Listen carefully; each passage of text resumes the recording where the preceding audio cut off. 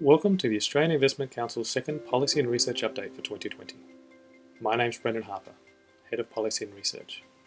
Regulatory change and risk has increased significantly over recent months, with governments at all levels responding to the health and economic pressures of COVID-19. Here at the Australian Investment Council, we've been busy assessing the many new government initiatives, responding on the industry's behalf, while conducting our regular advocacy and research work, including the recent release of the Preqin and Australian Investment Council Yearbook 2020.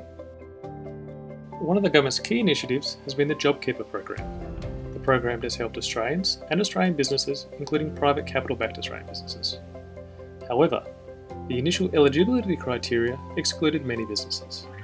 For the private capital industry, there are three main issues. Firstly, the need to aggregate within a fund meant that some investee businesses had to apply the stricter 50% aggregate turnover cutoff rule. Employees employed by an SPV were ineligible. And thirdly, the aggregate turnover tests did not accommodate for high growth or startup businesses. In response, the Australian Investment Council undertook a number of actions to represent our industry. Firstly, we engaged members and industry experts.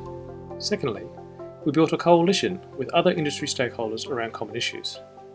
And then we engaged directly with the Coronavirus Business Liaison Unit and the JobKeeper Division within Treasury, in addition to the As a result of our actions and other industry stakeholders, the government implemented a range of changes to the eligibility criteria.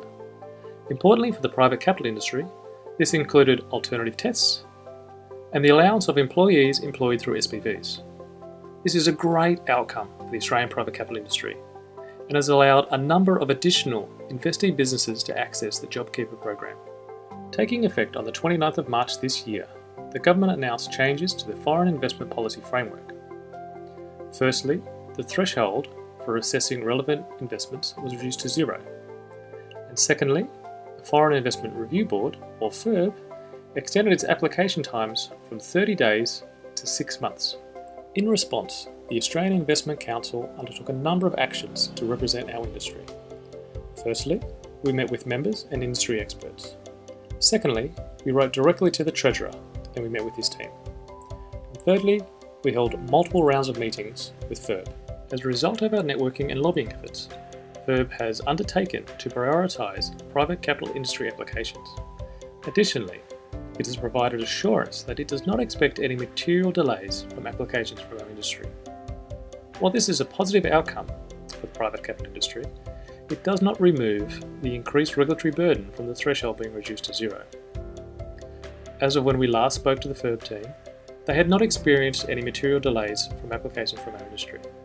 However, if you do experience delays or other challenges with your FIRB applications, please reach out to us. With governments turning their mind to an economic recovery, there will be a new raft of initiatives and regulations.